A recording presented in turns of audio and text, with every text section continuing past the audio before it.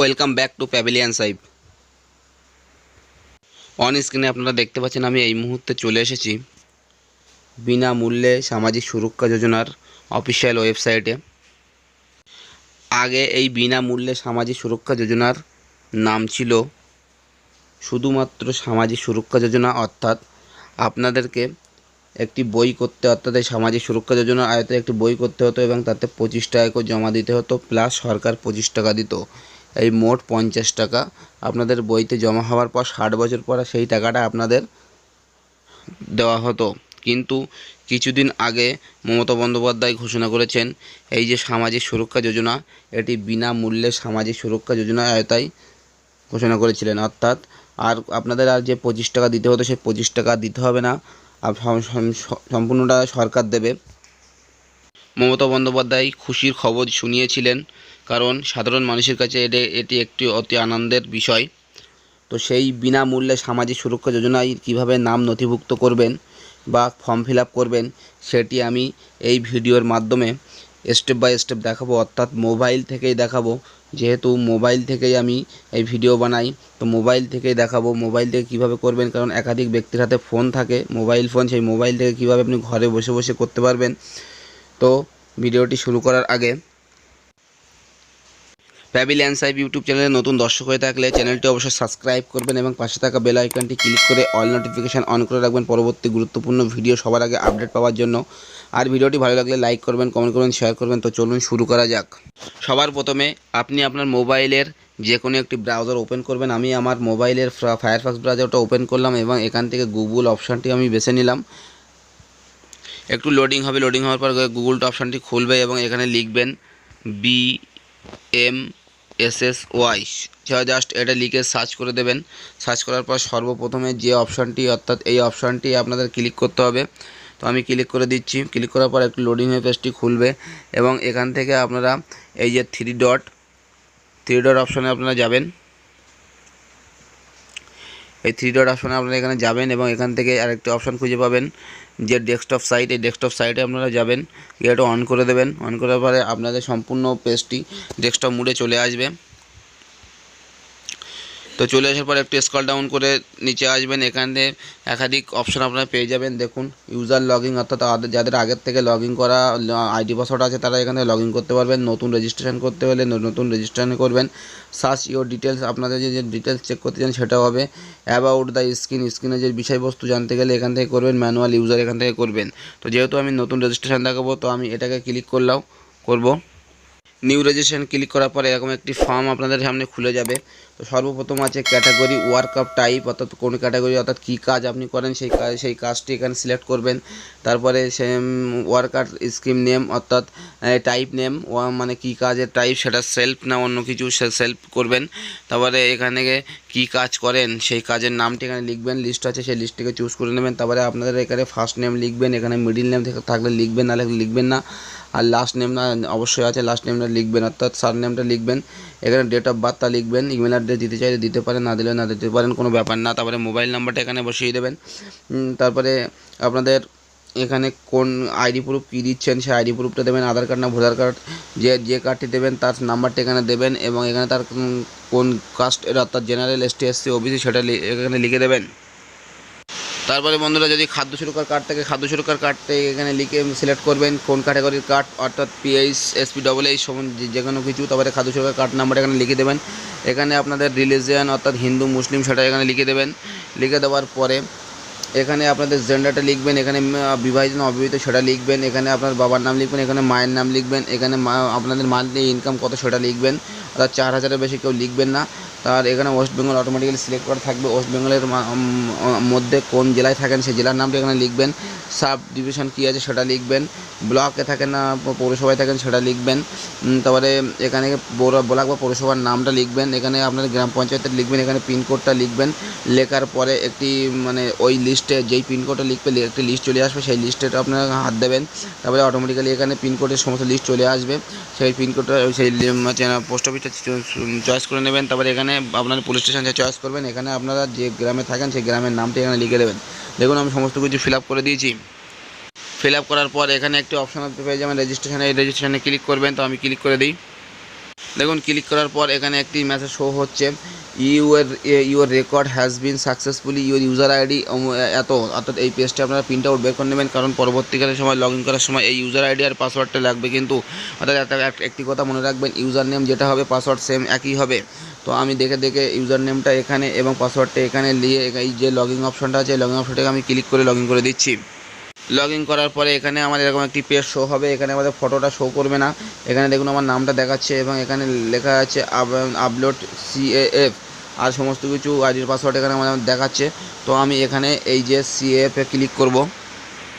Click করার পরে আমার সামনে এরকম একটি পেজ ওপেন হবে এবং এখানে একে একে দেখুন basic information, address details, bank details, nominee details, dependent details, document details and finally review. এই একে একে আমার সমস্তটাই ফিল আপ করতে হবে। তো চলুন দেখিয়ে দিই।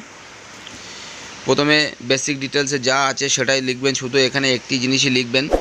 এখানে যে এই যে ভোটার কার্ড নাম্বারটি এখানে লিখে দেবেন। লিখে দেওয়ার পরে এখানে এই যে অপশানটি আপনারা দেখতে পাচ্ছেন, এই যে সেভ অ্যান্ড প্রসেস, এই সেভ অ্যান্ড প্রসেসে ক্লিক করবেন। ক্লিক করার পরে আপনাদের পরের পেজে নিয়ে আসবেন এবং এখানে একটি বিষয় সমস্ত কিছু ফিল আপ করা থাকবে, জাস্ট একটি বিষয় করবেন, সেটা হচ্ছে এই যে চেক মার্কটা একবারে আনটিক করে আবার টিক করবেন। টিক করার পরে একটু স্ক্রল ডাউন করে সেভ অ্যান্ড প্রসেসে ক্লিক করে সেটিকে পরবর্তী ধাপে এগিয়ে যাবেন। দেখুন বন্ধুরা আমি এগিয়ে গেছি এবং এখান থেকে আমার মেন পেজ হবে। এখানে আপনার ব্যাঙ্ক সিলেক্ট করতে হবে, অর্থাৎ এটি কিন্তু ভাইটাল পয়েন্ট। অর্থাৎ আপনার যে ব্যাঙ্কের আইএফসি কোডটা আছে আইএফসি কোডটা এখানে ইনপুট করে দেবেন। ইনপুট করার পর দেখুন আমার এখানে নিচে শো হচ্ছে SBI আইএফসি কোড, তো কোন SBI কোন শাখা সেটা শো হচ্ছে। যেই আপনারা এই যে শো হচ্ছে এটাতে ক্লিক করবেন। ক্লিক করার পর সমস্ত ঘরটা আপনি ফিল আপ হয়ে যাবে, শুধুমাত্র অ্যাকাউন্ট নাম্বার জায়গাটা ফাঁকা থাকবে। দেখুন আমার অ্যাকাউন্ট নাম্বার জায়গাটা ফাঁকা আছে, তো আমি এখানে অ্যাকাউন্ট নাম্বারটা লিখে দেবো। তো দেখুন বন্ধুরা আমি এখানে ফাইনালি অ্যাকাউন্ট নাম্বারটা লিখে দিয়েছি এবং লিখে দেওয়ার পরে সেভ অ্যান্ড প্রসেসে ক্লিক করলাম। সেভ অ্যান্ড প্রসেসে ক্লিক করার পর আমার নমিনি ডিটেলসে চলে এসেছে। এখানে আপনার যার নামে নমিনি, অর্থাৎ আপনার বিনা অনুমতিতে যে টাকা তুলতে পারবে তার নামটি এখানে লিখবেন, তার সাথে কী সম্পর্ক সেটা লিখবেন, কত % শেয়ার দিয়েছে সেটা লিখবেন, যে ছেলে নামে সেটা লিখবেন, তার জন্ম তারিখটা লিখবেন, তার বয়স অটোমেটিক্যালি এখানে সিলেক্ট হয়ে যাবে। আর তার যে ব্যাংকের বইটি এখানে আইএফসি কোডটা দিলে অটোমেটিক্যালি এখানে দেখতে পাচ্ছেন নিয়ে নেবে। এখানে ক্লিক করার পর সমস্ত কাজ ফিল আপ হয়ে যাবে, শুধুমাত্র ব্যাংক অ্যাকাউন্ট নাম্বারটা বাদে। তো দেখুন বন্ধুরা আমি সম্পূর্ণ ফাইনালি ফিল আপ করে দিলাম। এখানে নমিনির নাম এসে গেল, তার রিলেশন এসে গেল, তার শেয়ার কতটা, সে ছেলে না মেয়ে, তার জন্ম তারিখ, বয়স কত, তার কোন ব্যাংকের বই, আর ব্যাংকের ব্রাঞ্চের নেম, অ্যাকাউন্ট নাম্বার সমস্ত কিছু এখানে চলে আসলো। আপনারা যদি মনে করেন যে 50% করে দুজনকে দেবেন, তাহলে এখানে এই যে শেয়ারের ঘরে 50% লিখে এখানে সেভ অ্যান্ড প্রসেস লিখে আবার এই ফর্মটি ফিল আপ করলে তাহলে 50-50 হয়ে যাবে। তারপরে দেখুন বন্ধুরা এখানে ডিপেন্ডেন্স, অর্থাৎ আপনি আপনার ওপর কজন নির্ভরশীল সেই ফর্মটি এখানে এসেছে এবং এখানে আপনাদের একে একে নাম লিখতে হবে। প্রথমে এই যে নামটা ডিপেন্ডেন্ট নেম লিখতে হবে, তার রিলেশনশিপ অর্থাৎ যে ফর্ম ফিল আপ করছে তার সাথে তার সম্পর্ক কী, ছেলে না মেয়ে, তার ডেট অফ বার্থ কত, তার এজ কত, করে সেভ অ্যান্ড প্রসেসে ক্লিক করবেন। অর্থাৎ আপনাদের পরিবারের যে কজন আসবে সে কজন আপনারা ফিল আপ করবেন, অর্থাৎ একটা সেভ হয়ে গেলে এখানে আপনাদের শো করবে। তারপরে আবার এখানে গিয়ে তাদের নামগুলো লিখবেন, আবার এখানে শো করবে। দেখুন এখানে 4 জনের ওপর ডিপেন্ডেন্ট, তো 4 জনের নাম আমি এখানে লিখে দিয়েছি, তো ইম্পোর্ট করেছি। দেখতে পাচ্ছেন 1 নম্বর 2 নম্বর 3 নম্বর 4 নম্বর করে লেখা আছে এবং তাদের সমস্ত ডিটেলস এখানে শো করছে। এটা হয়ে যাওয়ার পরে আপনারা এখানে ডাইরেক্ট এই যে ডকুমেন্টস ডিটেলসে চলে আসবেন। ডকুমেন্টস ডিটেলে চলে আসার পরে এখানে দেখুন একটি পেজ শো হবে, ফটোগ্রাফের সিগনেচার, আধার কার্ড, এপিক নাম্বার, পাসবুক। তো এই যে ব্রাউজার অপশানে গিয়ে আপনাদের কিন্তু সমস্ত কিছু সিলেক্ট করতে হবে আপনাদের ফাইল থেকে। তো এখানে ক্রাইটেরিয়া করে দেওয়া আছে, দেখুন বন্ধুরা ফটো কিন্তু 50 কেবির মধ্যে আসতে হবে, সিগনেচারও 50 কেবির মধ্যে আসতে হবে এবং বাদ বাকি যে আধার কার্ড, এপিক কার্ড আছে, ব্যাংকের বই, এগুলো কিন্তু PDF ফাইলে আপনাদের 450-র মধ্যে আনতে হবে। অর্থাৎ PDF ফাইল ছাড়া কিন্তু সাপোর্ট নেবে না, দেখতেই পাচ্ছেন। তো চলুন আমি একে একে সিলেক্ট করে নিই। তো ফটো রিসাইজ করার জন্য আপনারা আপনাদের প্লে স্টোরে চলে যাবেন এবং প্লে স্টোরে গিয়ে এই নামটি লিখবেন। লেখার পরে এই যে অ্যাপটি খুলে যাবে। অ্যাপটি খুলে যাওয়ার পরে আপনারা অ্যাপটি ওপেন করবেন। ওপেন করার পরে আপনাদের যে ফটো আছে সেই ফটোটা আপনারা এখানে যে চুজ ফাইল দেখতে পাচ্ছেন, চুজ ফটোতে ক্লিক করার পর আপনাদের সামনে এরকম ফটোটি শো হবে এবং এখানে সেই ফটোটা কত MBতে আছে সেই MBটা এখানে দেখাবে। দেখুন আমার এখানে MBতে দেখাচ্ছে 81, যেহেতু আমার চেয়েছে 50 কেবির মধ্যে। তো আমি কি করব, এখান থেকে এই যে নিচে আসবো, একটি ফাঁকা ফাঁকা জায়গা, এখানে কত কেবি সেটা লেখা জায়গা দেবে। আমি এখানে 45 লিখে দিয়েছি এবং গেট স্টার্টে ক্লিক করার পর দেখুন এখানে আমাদের রেড কালারে একটি মেসেজ শো করছে, compressor file image file size 44.59 কেবিতে চলে এসেছে। অর্থাৎ এই ফটোটা আমি দিলে আমার ওখানে ফটোটি নিয়ে নেবে। তো এরকমভাবে আপনারা আপনাদের মোবাইল থেকে ফটো রিসাইজ করবেন, রিসাইজ করে পরে ওখানে অ্যাটাচ করবেন। আপনারা দেখতে পাচ্ছেন আমি একে একে সমস্ত কিছু এখানে ব্রাউজার থেকে নিয়েছি। দেখুন এখানে লেখাই আছে, এখানে সমস্ত কিছু লেখাই আছে। দেখুন Aadhaar card, voter card, PAN card সমস্ত কিছু লেখাই আছে। তার আগে বলে দিই বন্ধুরা, আপনারা কিভাবে একটি ইমেজ বা ফটো থেকে সেটা পিডিএফ তৈরি করবেন সেটি আমি প্রথমে বলে দিই। সবার প্রথমে আপনি আপনাদের মোবাইলের ব্রাউজারের একটি নতুন উইন্ডো নেবেন বা পেজ নেবেন। পেজ নেওয়ার পর এখান থেকে গুগল অপশনটায় যাবেন এবং যাওয়ার পরে ওখানে লিখবেন যে গুগল ফাঁকা জায়গাটা দেবে, সে ফাঁকা জায়গাটা আমাদের লিখতে হবে। তো এই ফাঁকা জায়গাটা আপনাদের লিখতে হবে image2 PDF লিখে সার্চ করে দেবেন।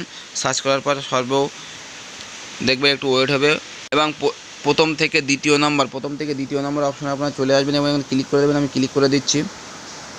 দেখুন এখানে লেখাই আছে জেপিজি টু পিডিএফ। তো এখান থেকে আপনারা এই যে সিলেক্ট জেপিজি ইমেজ, এই সিলেক্ট জেপিজি ইমেজে ক্লিক করে যে আপনার গ্যালারিতে যে ফটোটি আছে অর্থাৎ যেটি আপনি রিসাইজ করেছেন সেই ফটোটি চুজ করে নেবেন। চুজ করে নেওয়ার পরে আমি চুজ করে দিই। দেখুন ফাইনালি আমি একটি ফটো এখানে চুজ করে নিলাম এবং সেই ফটোটি চুজ করার পর এখানে একটি অপশান দেখতে পাচ্ছেন কনভার্ট টু পিডিএফে ক্লিক করলাম এবং ক্লিক করার পর একটু ওয়েট করবেন। একটু ওয়েট করার পর এখানে একটি মেসেজ শো হবে, দেখতে পাচ্ছেন বন্ধুরা। মেসেজটি এখানে কী লেখা আছে দেখুন এখানে ডাউনলোড পিডিএফ গিয়ে আপনারা সেই পিডিএফটি ডাউনলোড করে নেবেন। ডাউনলোড করার পরে একে একে সমস্ত কিছু সিলেক্ট করবেন। সিলেক্ট করার আপনাদের যদি সমস্ত কিছু ঠিকঠাক থাকে তো আপনাদের সামনে এরকম একটি শো হবে, অর্থাৎ আপনাদের সমস্ত ফটোগুলো নিয়ে নেওয়ার পর এখানে নিচে একটি অপশান দেখতে পাচ্ছেন, অর্থাৎ উপরে ফাইনাল রিভিউ। এই ফাইনাল রিভিউতে আপনারা ক্লিক করবেন।